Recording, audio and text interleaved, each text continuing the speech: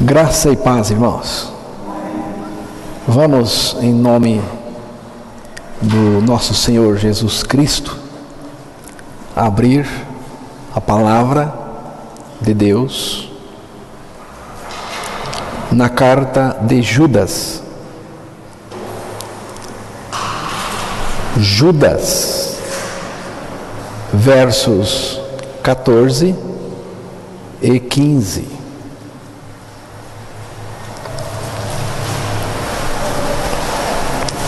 Diz assim a palavra de Deus: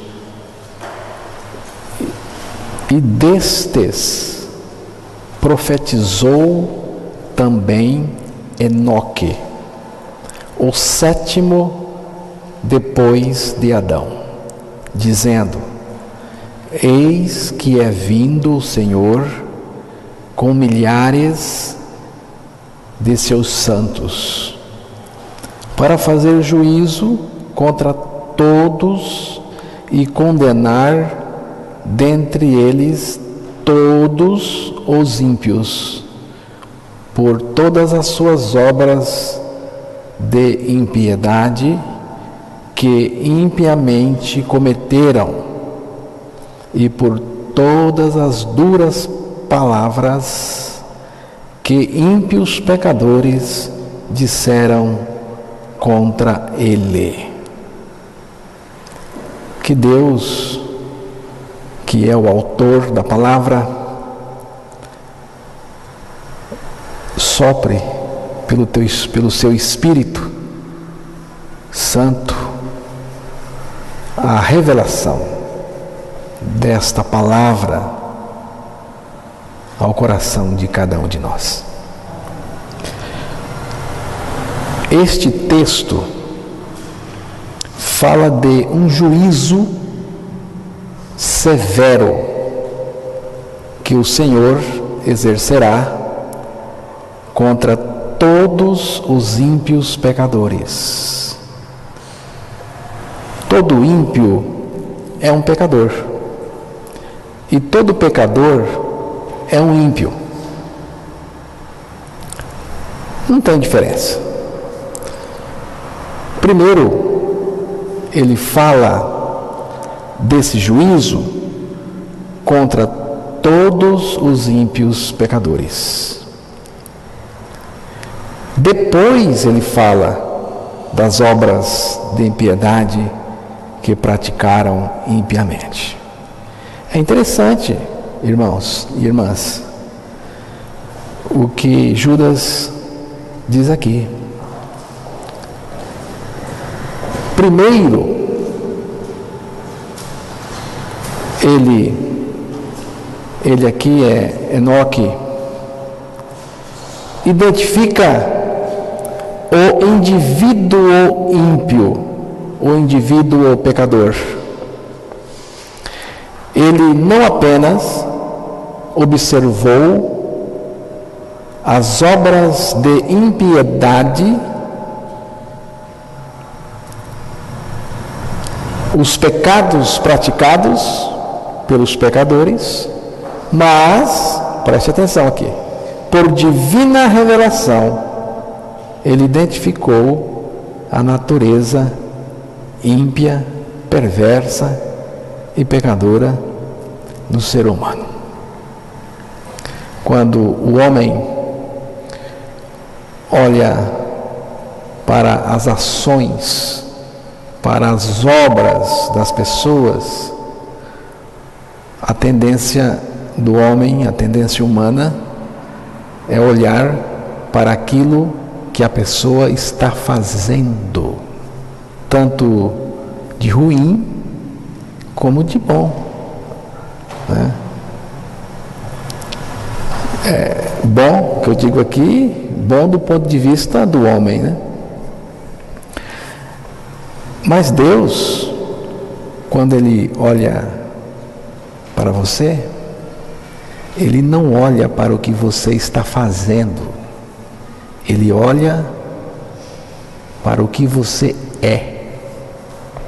Ele olha para aquilo que está dentro de você. sua velha natureza, ou então Cristo, que é a vida daquele que ele já salvou por sua graça em Cristo na cruz.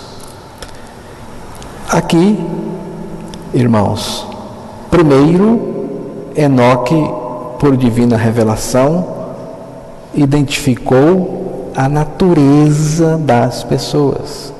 Por isso que no texto, o texto diz assim: para fazer juízo contra todos e condenar dentre eles todos os ímpios.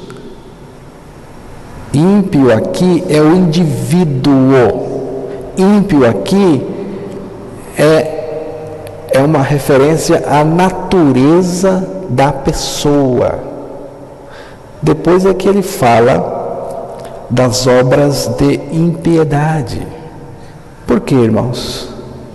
Porque a natureza pecaminosa é a fonte de toda impiedade. A natureza pecaminosa é a fonte de cada pecado praticado nesta terra em qualquer época. Qualquer pecado. A fonte, todo pecado, ele parte dessa natureza que está dentro da pessoa. Esta natureza é a causa principal desse juízo de Deus. A condenação, irmãos, é exatamente por causa dessa natureza que está no homem caído. Essa natureza é a fonte de todo pecado. Ela é a fábrica. É dela que parte o pecado. O pecador é mau. O pecador é mau. Mas aquele que diz que é de Deus, que diz que é crente, que diz que é de Jesus e peca e vive na prática do pecado, este é ainda pior. 2 Pedro, capítulo 2, versos 4 ao 6 e depois o 9. Porque se Deus não perdoou aos anjos que pecaram, mas, havendo-os lançado no inferno, os entregou às cadeias da escuridão, ficando reservados para o juízo, e não perdoou ao mundo antigo, mas guardou a Noé, a oitava pessoa, o pregoeiro da justiça, ao trazer o dilúvio sobre o mundo dos ímpios, e condenou à destruição as cidades de Sodoma e Gomorra, reduzindo-as a cinza e pondo-as para exemplo aos que vivessem impiamente. O verso 9. Assim sabe o Senhor livrar da tentação os piedosos e reservar os injustos para o dia do juízo, para serem castigados. Esse verso 6 que você leu, pode até repeti-lo. E condenou à destruição as cidades de Sodoma e Gomorra, reduzindo-as a cinza e pondo-as para exemplo aos que vivessem impiamente. Preste atenção nessa expressão, e condenando a destruição as cidades de Sodoma e Gomorra. A expressão é essa aqui: reduzindo-as a cinza. Reduzindo-as a cinza. Radical. Deus pegou pesado, aparentemente falando. Reduzindo-as a cinza. a cidade, com gente e tudo. Essa cinza é cinza de gente. Se você acha que a coisa é pesada, radical demais, questione Deus. Foi Ele que fez. E Ele sabe o que faz. Mas, diz aí, preste atenção, que diz a respeito a você e a mim. Diz aí nesse verso 6, Deus está dizendo aí que deixou essas coisas registradas para servir de sinal, de alerta para todos quantos querem viver no pecado, seja crente ou não. Está aí. Não é que Deus seja carrasco, porque Ele manifestou o seu amor, providenciando a salvação através da morte do seu Filho naquela cruz. Irmãos e irmãs, não pode ser carrasco um Deus que oferece o seu próprio Filho para morrer por nós, nos fazer morrer com Ele, libertando-nos da nossa natureza ímpia, dando-nos da sua vida para não irmos para o inferno. Não pode ser carrasco. Mesmo assim, muitos dão as costas para Ele, rejeitando a sua oferta de amor.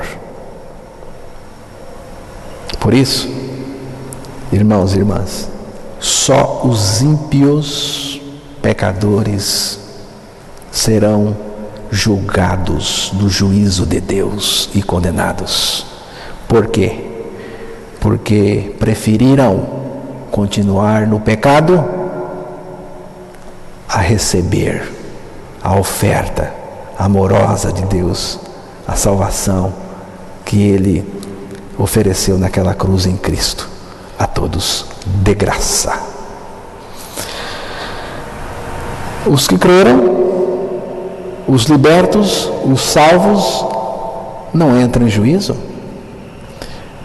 O texto de Judas não falou que os salvos, os regenerados, os renascidos vão entrar em juízo. Não. João, capítulo 5, verso 24.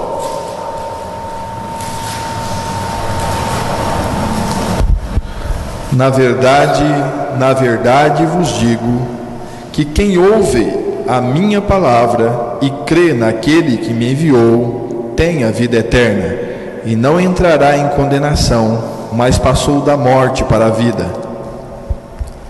Tem a vida. Que vida é esta? Esta é a vida de Cristo, a vida que Ele nos deu na ressurreição com Ele, porque Ele nos atraiu para si naquela cruz, nos levou à morte com Ele, e na ressurreição Ele nos deu da sua ressurreição e nos deu da sua vida. E quem tem essa vida, diz o texto, que não entra em juízo. Não entra. Romanos capítulo 8, verso 1 e 2. Portanto, agora nenhuma condenação há para os que estão em Cristo Jesus, que não andam segundo a carne, mas segundo o Espírito, porque a lei do Espírito de vida em Cristo Jesus me livrou da lei do pecado e da morte. Nenhuma condenação há para os que estão em Cristo Jesus. Por que não há condenação nenhuma? Porque está em Cristo Jesus. E porque em Cristo Jesus a gente é liberto do pecado, conforme o verso 2 que foi lido. Esta palavra condenação, porque não há nenhuma condenação. Esta palavra condenação é abrangente, irmãos. e pode ser usada tanto no sentido jurídico como também no contexto civil. O sentido jurídico de condenação é interessante para nós. Nós sabemos que a condenação veio pelo pecado. E é tanto no sentido de que o indivíduo tem que cumprir a sua pena, como também a condenação eterna no lago de fogo, como consequência de não ter crido na justificação e libertação providenciada por Deus em Cristo na cruz do Calvário. Cristo me levou a morrer com Ele naquela cruz. E eu morri, irmãos. Eu morri para a lei. Eu morri para o pecado. E nesta morte se deu a minha justificação, a minha libertação total de todas as consequências. Estou livre e não há mais condenação nenhuma para mim. Como regenerados, justificados e libertos, não há nada que nos perturbe, que nos condene, porque Deus nos deu a maravilhosa notícia. Portanto, agora nenhuma condenação há para os que estão em Cristo Jesus. Preste atenção no que Paulo está dizendo. Nenhuma condenação para os que estão em Cristo Jesus. Pode haver acusações, mas não surte efeito nenhum em nós. O outro sentido que eu mencionei, o sentido civil dessa palavra condenação, ela tem o sentido, tem a ideia de incapacidade. Portanto, o texto traduzido com essa visão poderia ficar assim: portanto, nenhuma incapacidade há para aqueles que estão em Cristo Jesus. Nenhuma incapacidade há para os que estão em Cristo Jesus. Vocês não acham isso maravilhoso? Nenhuma incapacidade. No capítulo 7, Paulo aborda uma incapacidade do ser humano. Agora aqui ele está dizendo que nenhuma incapacidade há para aqueles que estão em Cristo. Eu não tenho capacidade nenhuma, mas Cristo que está em mim é a minha capacidade. Cristo é a minha suficiência total. Perceba isso. Não dá para admitir um cristão atolado no pecado, cheio de confusão, queixando da vida. Não dá, porque o texto diz aqui que não há nenhuma incapacidade. Esse poder tremendo é a vida de Cristo em nós. Cristo em mim, Ele é a minha suficiência. Quem são os que estão em Cristo? São aqueles que foram atraídos por Cristo e para Cristo naquela cruz. Na cruz, Ele nos fez morrer nele e ressuscitar nele, para Ele mesmo viver em nós. Ele então é a nossa capacidade. Não há razão, irmãos e irmãs, para viver pecando, se lamentando. Não há razão para ficar pedalando uma religião que não é nada, não tem poder nenhum. Tudo que você vai conseguir é músculos religiosos, mas a leveza do Evangelho você não vai conseguir. O religioso é pesado, é carregado.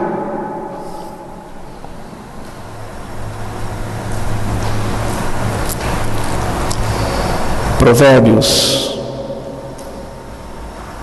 capítulo 6, verso 27 e 28.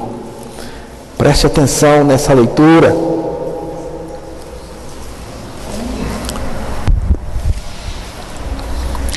Porventura tomará alguém fogo no seu seio, sem que suas vestes se queimem? Ou andará alguém sobre brasas, sem que se queime os seus pés? O sábio aqui está questionando uma atitude que faz parte do dia a dia das pessoas.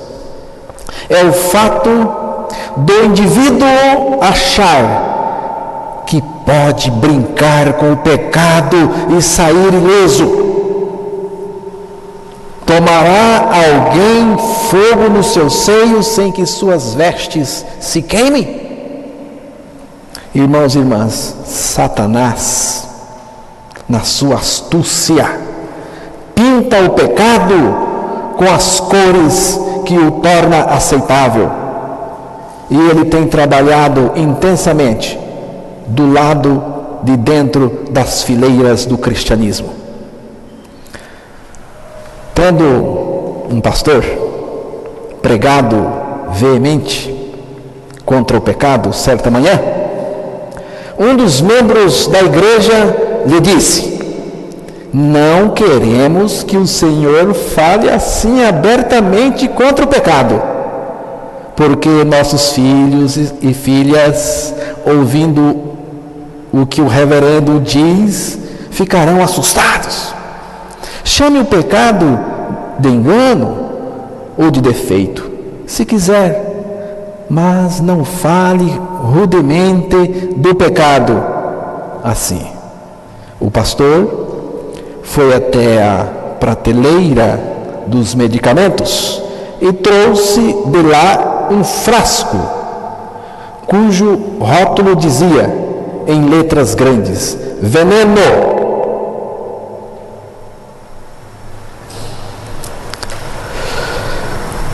E disse ao irmão: veja bem o que o Senhor quer que eu faça.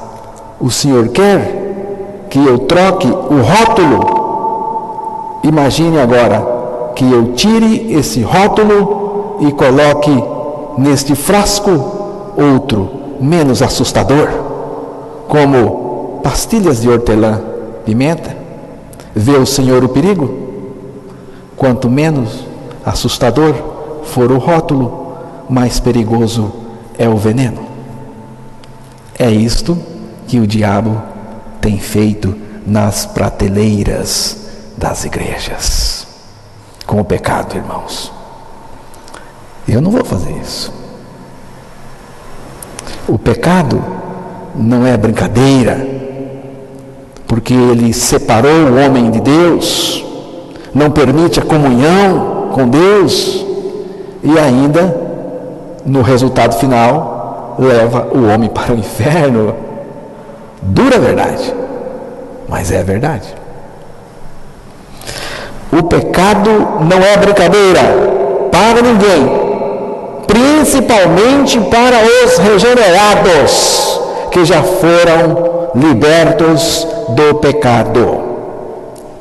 Conta-se que um rei precisava colocar um novo guia para sua carruagem real. Então, o pessoal se inscreveram. Chegou o primeiro e a pergunta do rei era uma só. A pergunta era essa: a que distância o Senhor passará da beira de um abismo em alta velocidade com o carro real e com a família real dentro? Aí o primeiro disse: eu sou capaz, majestade, de passar a 10 metros. Muito bem, sente-se aí e aguarde. O segundo, pergunta a mesma. O segundo disse: eu tenho capacidade de passar em alta velocidade perto do abismo a 5 metros. E veio o terceiro, disse que poderia passar a 2 metros. Veio o quarto e disse que poderia passar a 1 metro. E veio o quinto e disse que poderia passar meio metro. E ainda veio um sexto e disse que passaria a 10 centímetros. Aí restou um só. Ele disse: o senhor, chegue-se. Aí aquele último disse assim: majestade, pelo fato de estar conduzindo o rei, pelo fato de estar conduzindo o carro real, pelo fato de estar conduzindo a família real, pelo fato de estar conduzindo valores inestimáveis, eu passarei o mais longe possível. Então o rei disse: está contratado. É você que eu quero. Irmãos, essa é a mentalidade de uma nova criatura, de um regenerado, que já foi liberto do pecado. Ele não quer brincar com o pecado. Brincar com o pecado, sabe o que é? Brincar com o pecado, por mais inocente que seja esse pecado, é acariciar a cabeça de uma cascavel. É perigoso. O regenerado tem essa atitude, não brinca com o pecado. O regenerado tem o rei no seu coração. O regenerado carrega em si os valores celestiais. E o regenerado sequer quer se aproximar do pecado, porque é um liberto e conhece o que é o pecado. Irmãos e irmãs, a luta contra o pecado acabou. Para mim acabou. Mas o pecado não acabou. Ele está aí. E ele tem as suas revanches. A luta contra o mundo acabou, mas o mundo tem as suas investidas. A luta contra o diabo acabou, mas o diabo ainda não acabou e renova os seus ataques contra nós. Temos 3 categorias de ímpios pecadores. 3 categorias. Temos ímpios pecadores por natureza, que estão entregues a toda sorte de maldades. E temos ímpios pecadores que arranjaram uma religião qualquer e dizem até que estão em paz. Falsa paz. Gosto daquele hino antigo. Vem, demole os alicerces da enganosa paz. Vem, concede aos pecadores salvação real. Tire essa enganosa paz pela salvação real.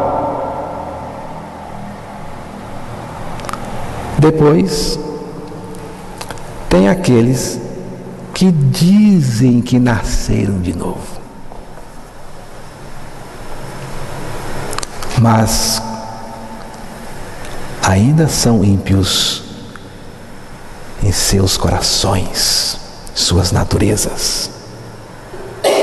Em 2 Coríntios 11, 26.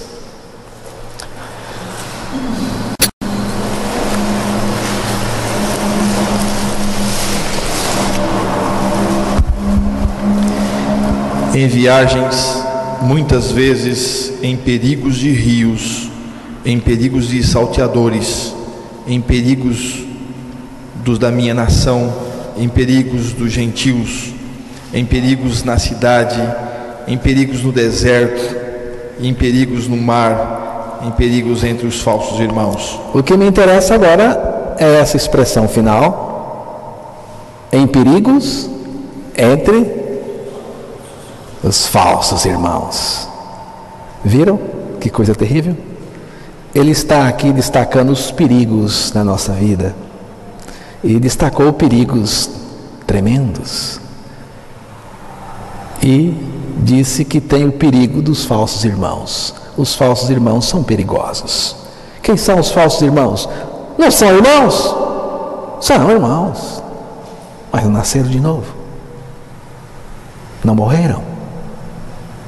Não ressuscitaram com Cristo. Não têm a vida dele. Tanto o ímpio entregue a todo tipo de maldade, como o religioso que encontrou uma religião qualquer e se acomodou nela, como esses falsos irmãos, são todos farinha do mesmo saco. Vamos dar atenção agora para como Deus nos liberta do pecado. João, capítulo 8, verso 2.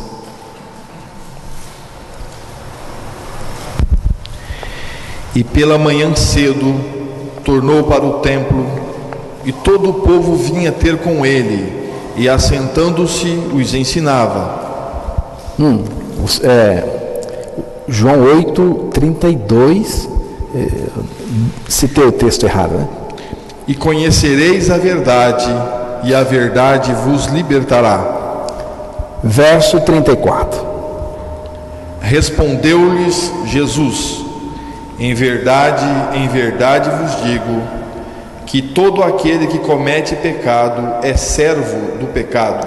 Verso 36. Se, pois, o Filho vos libertar, verdadeiramente sereis livres. Irmãos e irmãs, precisamos conhecer o que Cristo fez para nos libertar verdadeiramente do pecado. Cristo é o nosso libertador capaz, competente. E nós precisamos conhecer o que Ele fez para nos libertar verdadeiramente do pecado. João 12, 32. O seu primeiro ato de amor, de misericórdia e de graça para nos levar a uma libertação total e verdadeira do pecado. E eu, quando for levantado da terra, todos atrairei a mim. O seu grande amor está expresso aqui. Naquela cruz, Cristo exerceu o seu amor, a força do seu amor, e nos puxou para Ele, nos atraiu para Ele, nos enfeixou no corpo dEle. Ele nos assambarcou lá, nele. Irmãos, atraídos a Cristo, Ele nos levou a morrer no seu corpo naquela cruz. Romanos 7, verso 4.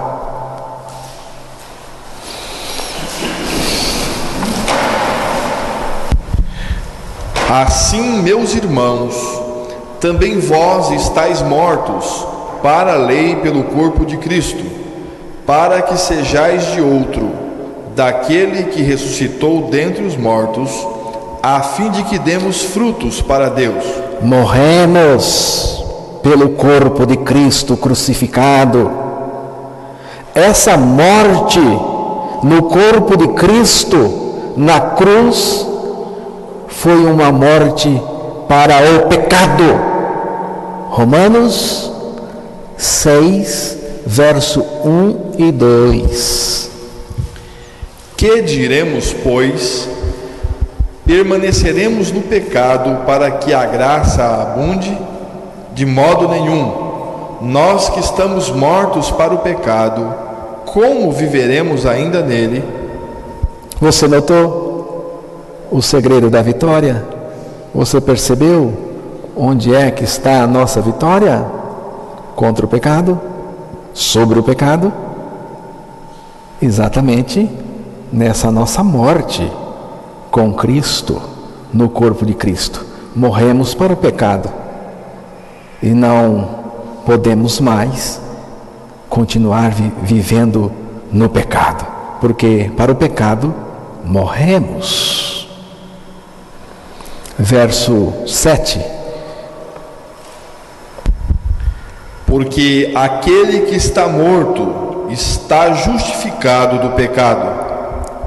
Atraídos, mortos, justificados e libertos.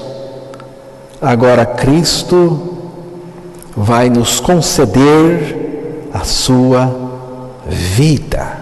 Romanos 6, o verso 5.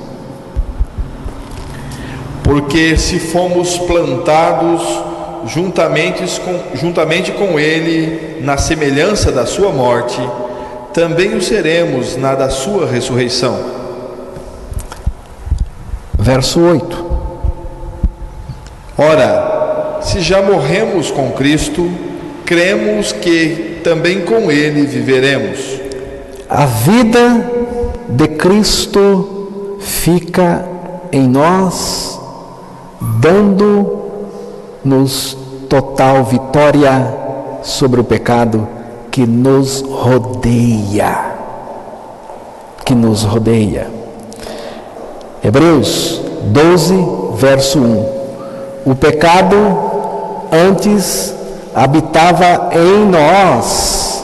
Agora, uma vez libertos do pecado, o pecado habita ao lado, não mais em nós.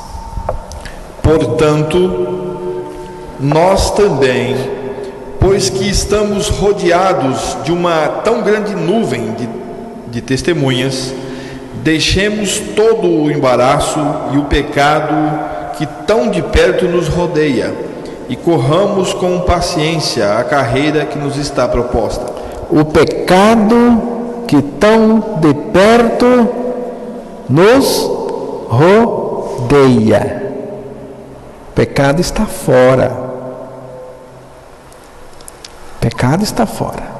Antes o pecado estava dentro e Cristo fora. Agora o pecado está fora e Cristo dentro. E os crentes, os religiosos, dizem que o pecado está dentro e Cristo ao lado. Tem até um hino, né? Se tiver Jesus ao lado. Que é isso? Agora, se tiver pecado, Jesus não está nem ao lado. 1 João 3, verso 9. Qualquer que é nascido de Deus não comete pecado, porque a sua semente permanece nele, e não pode pecar porque é nascido de Deus. Que texto maravilhoso! Esse texto é tão maravilhoso para o meu coração. Só que esse texto é um terror para muitos. Para muitos que vivem no pecado, esse texto é um terror.